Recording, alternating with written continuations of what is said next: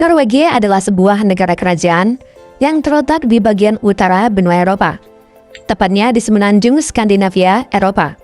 Norwegia ini memiliki luas 385.207 km persegi, dengan jumlah penduduk Norwegia sekitar 5,4 juta jiwa, dan negara ini juga dikenal dengan pegunungan serta bentang alamnya yang terjal. Sekitar 39% dari total perjalanan di Norwegia pasti akan melewati terowongan yang tersebar di seluruh wilayah Norwegia. Terdapat lebih dari 1.000 terowongan di Norwegia. Saking banyaknya terowongan yang dibuat tersebut, banyak orang yang menyebut Norwegia ini sebagai negara 1.001 terowongan. Mengapa Norwegia membangun banyak terowongan di seluruh wilayahnya? Alasan tersebut antara lain adalah karena faktor geografis. Norwegia ini adalah negara yang memiliki banyak pegunungan dan sering terjadi angin kencang yang melanda.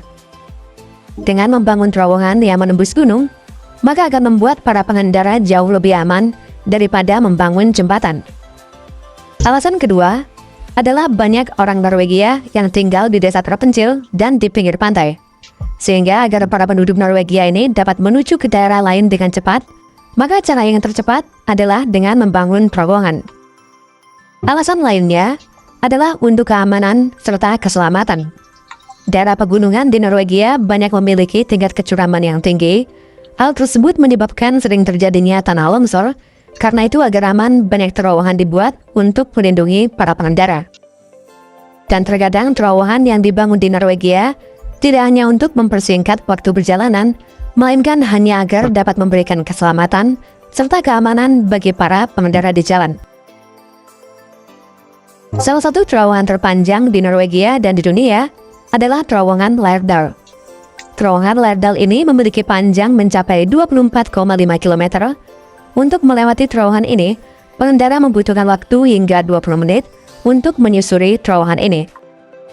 Selain terowongan yang sudah dibangun, baru-baru ini pemerintah Norwegia mengumumkan rencana pembangunan terowongan kapal Stad atau disebut dengan The Stad Tunnelship. Terowongan kapal ini merupakan terowongan yang direncanakan dibangun untuk melewati Semenanjung Stad. Semenanjung Stad adalah salah satu daerah yang paling terbuka di pesisir pantai Norwegia. Di daerah ini sering dilanda cuaca buruk dan badai. Karena itu Semenanjung Stad menjadi salah satu yang paling berbahaya di sepanjang pantai Norwegia. Bahkan bangsa Viking yang dikenal sebagai pelaut ulung enggan melewati perairan tersebut. Untuk mengatasi hal itu, pemerintah Norwegia membangun terowongan kapal Stad agar jalur pelayaran aman dari cuaca buruk, serta untuk mempersingkat waktu tempuh perjalanan. Terowongan kapal Stad direncanakan akan memiliki panjang 1,7 km. Jika diukur dari ujung ke ujung terowongan, maka panjangnya adalah 2,2 km, tingginya 37 meter, dan lebarnya 26,5 meter.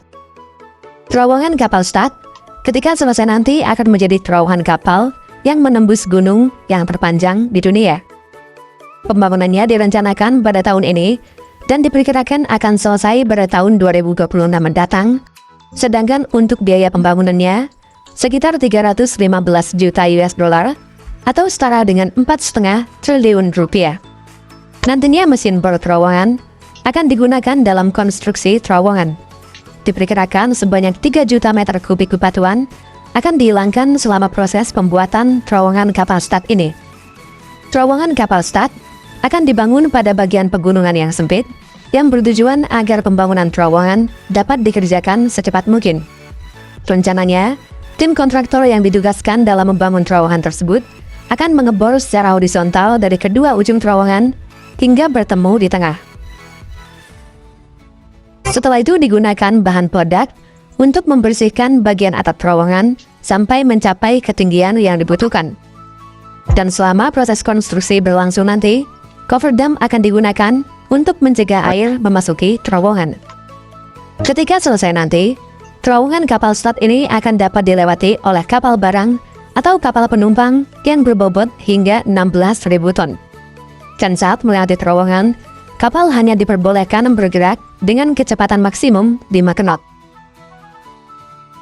Pada bagian ujung terowongan juga akan dipasang dengan sistem lampu lalu lintas.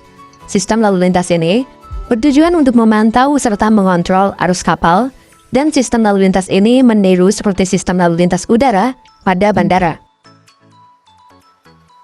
Sedangkan untuk pintu masuk terowongan, nantinya akan dilengkapi dengan balok beton dan karet.